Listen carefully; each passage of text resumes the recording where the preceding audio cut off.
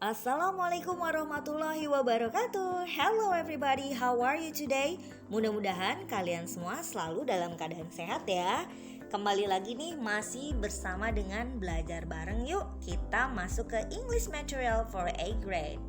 Kali ini kita akan belajar masih dari buku bahasa Inggris When English Rings a Bell, tapi kita akan pelajari dari chapter 3 yaitu We Know What to Do. Kita akan belajar tentang suggestions and obligations. Apa sih sebetulnya? Yuk kita cek. Suggestions and obligation. Suggestions itu adalah saran dan obligation adalah keharusan. Biasanya kita bisa menemukan kata-kata ini dalam kehidupan sehari-hari. Sekarang kita akan belajar dalam bahasa Inggrisnya. Let's go! The meaning of suggestion, arti dari suggestion. Suggestions adalah ungkapan-ungkapan dalam bahasa Inggris yang digunakan untuk mengungkapkan bagaimana cara meminta dan memberi saran kepada orang lain. Nah, ini adalah contoh-contohnya. Ada di expression of suggestions. Biasanya kita kalau ngobrol sama seseorang itu atau sama temen itu kan suka minta saran. Contoh-contohnya seperti ini. What should I do? Apa yang harus aku lakukan? Do you have any ideas? Kamu punya ide gak sih? Do you have any suggestion for me? Kamu punya saran gak sih buat aku? Can you tell me what I should do? Bisakah kamu beritahu aku harus ngelakuin apa? Do you have any advice? Kamu punya saran gak buat aku? Dan lain-lain bisa dicek di sini ya.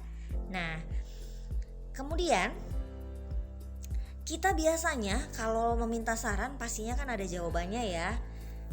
Kalau kita minta saran, orang lain akan memberikan saran. Namanya adalah giving suggestions. Memberikan saran. Ada you should, kamu harus bla bla bla. I think you should, saya rasa kamu harus bla bla bla.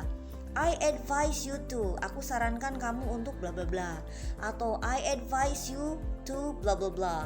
I suggest you to, I suggest that you, I recommend you to, maybe you should. Intinya adalah ngasih saran, kamu tuh harus begini, begitu, begono. Oke, lanjut. Di samping beberapa ungkapan asking and giving suggestions, dalam ungkapan suggestion juga terdapat respon atau tanggapannya. Biasanya nih jawabannya antara setuju dan tidak setuju. Nah, di sini sudah ada jawabannya. Kalau kita dikasih saran pasti ada pro dan kontra. Setuju nggak ya? Saran kamu bagus nggak ya? Ini adalah responnya. Ada agreeing itu adalah persetujuan. Misalnya, oh ya, I agree with you. I think you are right. I think so. That's a good idea. That's right. Thanks. I will try your advice. That sounds great. Itu kalau setuju. Kalau nggak setuju di sebelahnya ada disagreeing. No, I don't think so. I disagree with you. That's not a good idea. I understand your point, but I think blah blah blah. Itu adalah contohnya. Nah, ini adalah contoh dialog about asking and giving suggestions. Ada George and Beth. What's wrong with you? Ada apa dengan kamu? I failed my exam. Aku gagal di ujian aku. Did you study very hard? Kamu belajar keras gak sih katanya? I think so, but still I failed. Do you have any suggestion? Saya rasa aku udah belajar keras tapi ya aku tetap gagal. Kamu punya saran gak sih? I think you need a tutor. I will ask Harry to help you. Katanya kamu butuh yang ngajarin katanya. Saya akan minta tolong Harry untuk nolongin kamu. Oke, dilanjut. Sekarang the meaning of obligation. Obligation adalah situasi di mana kita harus melakukan sesuatu karena itu adalah tugas kita yang kita janjikan karena sebuah aturan dan lain-lain. Jadi harus nih, wajib, mesti. Contoh-contohnya adalah ketika kita mengungkapkan keharusan dalam bahasa Inggris, kita bisa menggunakan kata-kata ada have to, bisa juga must. Intinya sama, harus, wajib, mesti, have to, must. Have to, harus. Must juga harus. Wajib, mesti, seperti itu. Nah, ini adalah contoh kalimatnya.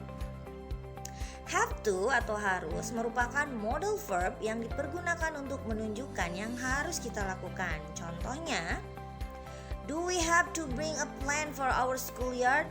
Apakah kita harus membawa tanaman untuk halaman sekolah kita? Katanya.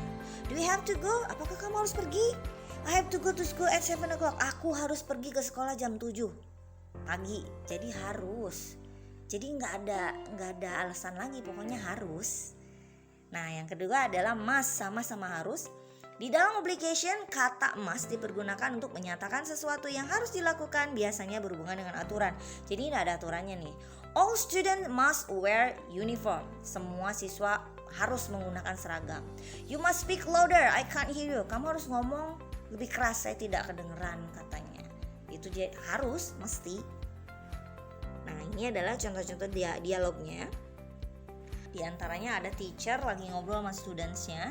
Kata teacher, "Everyone, we have a flag ceremony tomorrow. You must arrive at school before 7 o'clock and wear OSIS uniform." Lalu dijawab oleh studentsnya, "Yes, ma'am." Jadi kata teachernya, semua orang katanya atau anak-anak, ini besok tuh ada upacara bendera. Besok kalian harus datang di sekolah sebelum jam 7 pakai seragam OSIS katanya. Lalu siswanya menjawab, "Oke, Bu." Seperti itu. Jadi harus pakai seragam, harus datang jam 7. Well, how is our lesson today? Can you remember all the expression about suggestions and obligations? Bisa diingat nggak ungkapan-ungkapannya? Kalau nggak ingat, dilihat lagi videonya, berulang-ulang sampai hafal. Dan don't forget to practice all the expression at home. Don't forget to practice all the expression at home. Latihan di rumah, ngobrol di depan kaca biar cepat hafal. Okay? So, everybody, thanks for watching. Terima kasih sudah menyimak video pembelajaran hari ini. Mudah-mudahan bisa kalian ingat-ingat kembali. Sampai ketemu di video berikutnya. Selamat belajar. See you again.